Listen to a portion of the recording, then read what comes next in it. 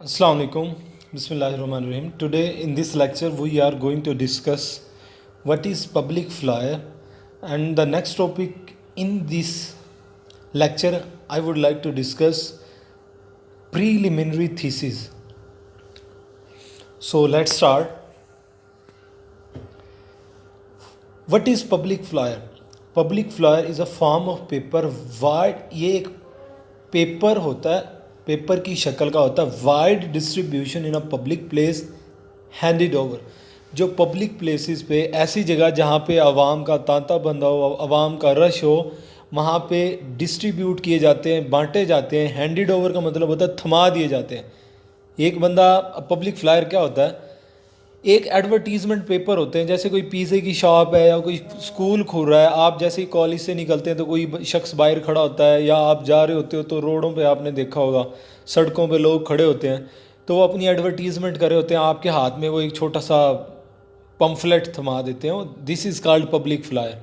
वो किस लिए होता है? वो अपनी डिस्ट्रीब्यूशन के लिए होता है। डिस्ट्रीब्यूट करते हैं वो सिर्फ अपनी एडवर्टीज़मेंट के लिए, ताकि उन इश्तिहार दे सकें। वो ज़्यादा से ज़्यादा अपनी चीज़ है, जो उनका टॉपिक है, जो उनकी दुकान है, उसे वो प्रमोट कर सके।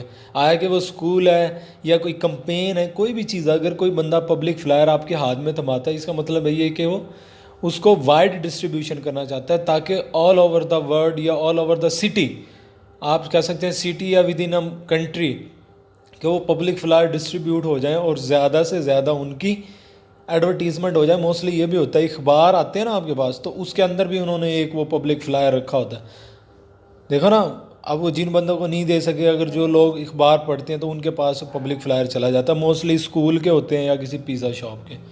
Explain the issue and catch the attention. Mostly होता है कि अगर कोई इशू कंपनी फेस कर रही है और उसको वो एक्सप्लेन करते हैं, और मोस्टली वो अटेंशन कैच करते हैं लोगों की। अब जाहिर बात है, एक बंदा ने आपको थमा दिया, आप एक निगाह तो देखते ही हो ना उसे, बाज़ बात नहीं भी देखते, फेंक देते हो, लेकिन मोस्टली लोग उसे देखते हैं कि क्या चीज़ है, तो आपकी अटेंशन तो कैच कर ली उन्होंने।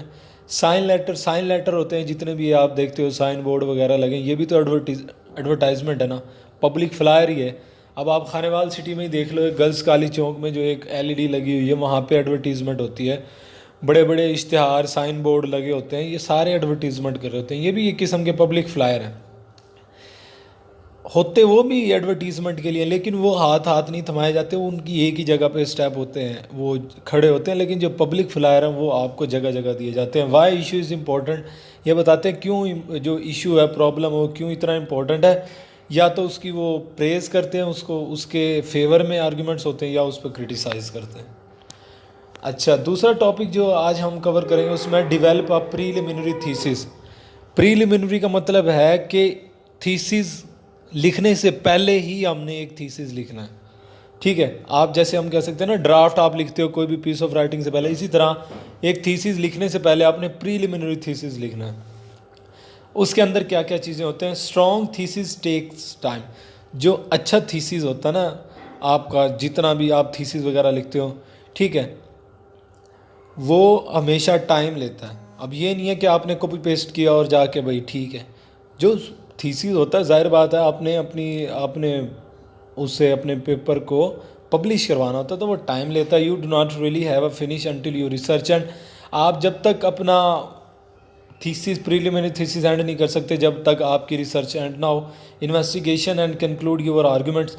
आपने इन्वेस्टिगेट करना है। इन्वेस्टिगेट का मतलब है कि आपने चीज़ों को देखना है, उनकी डेप्थ में जाना है, डीप डाउन जाके देखना है, फिर उन्हें अपने कंक्लूड करके अपने आर्गूमेंट्स देने हैं। वैन यूर रिसर्च बैलेंस, जब आपकी रिसर्च बैलेंस होगी, ना तो यानी कि बहुत ज़्यादा आपने उस पर क्रिटिसाइज़ करना है, ना ही बहुत ज़्यादा आपने उसके फेवर में जाना है। आपने टॉपिक को मद्देनज़र रखते हुए देखना है, आपने उसमें इंफॉर्मेशन भी दे दी, कंक्लूड भी दे दिया, फिर आपने अपने आर्गूमेंट्स देने हैं। Preliminary research required your strong focus. सारी अटेंशन आपकी मांगता है वो, स्ट्रॉन्ग फोकस हो, फुल कंसनट्रेट के साथ आपने थीसिस लिखना है। अगर फुल कंसनट्रेट आप नहीं देंगे तो आप जो एक्चुअल अपना थीसिस लिखोगे उसे कैसे आप फिर बेहतर बना सकोगे। पहले ही अगर आप अच्छे तरीके से उसको फुल अटेंशन दोगे तो it would be handy only for you, not for the one that bye home the thesis is submitted. तो जस्ट ये आपके लिए फ़ायदेमंद होगा, क्योंकि आप थीसिस लिख रहे हो, आपका वर्क पब्लिश होना, तो इसलिए आपने पहले उसे फुल फोकस देना है। अच्छा, इसमें क्वेश्चंस होते हैं, use your research question to launch your thesis. अब आपने रिसर्च क्वेश्चन यूज़ करने हैं। थीसिस में जो प्रीलिमिनरी होती है उसमें सबसे पहले होता है आपने अपने क्वेश्चन लॉन्च करने हैं। Provide answer to your questions, जो आपके माइंड में आंसर आते हैं पहले उनको आपने आंसर करना है। आइडेंटिफाई प्रॉब्लम एंड सोल्यूशन, पहले आपने देखना है कि प्रीलिम, अगर मिसाल के तौर पे हम कहते हैं कि political system, issues of political system in Pakistan, political system क्या है, आपने देखना, आइडेंटिफाई करना कि क्या प्रॉब्लम है और क्या क्या सोल्यूशन है। ये आपने पहले क्वेश्चंस के आंसर देने हैं। दूसरा, मेक योर थीसिस आर्ग्यूएबल। अब आपका थीसिस है ना आर्ग्यूएबल होना चाहिए, उस पर डिबेट हो सके, ये ना हो सीधा सीधा कॉमन कॉमन हो, ठीक है। Must be debatable, do not conclude simply commonly facts and figure. अब आपका जो थीसिस है ना वो सिंपल नहीं होना चाहिए, यानी कि सीधी स्टेटमेंट ना हो, डिबेटेबल हो, यानी एक दो बंदा ऐसा भी हो कि जो उसके अगेंस्ट जाए, दो चार लोग ऐसे हैं जो उसके फेवर में जाए, तभी डिबेटेबल होगा ना। अगर सब लोगों ने कह दिया ठीक है, फिर इस पर डिबेट नहीं होगी, ठीक है। आपने उसे सिंपली और कॉमनली एंड नहीं करना जैसे आम लोग करते हैं, फैक्ट्स एंड फिगर डालने हैं आपने उसमें। क्वेश्चन मस्ट बी यूज़, अपने थीसिस में आपने क्वेश्चन यूज़ करने कि आया कि ये क्यों है, why there are lot of issues in political system in Pakistan.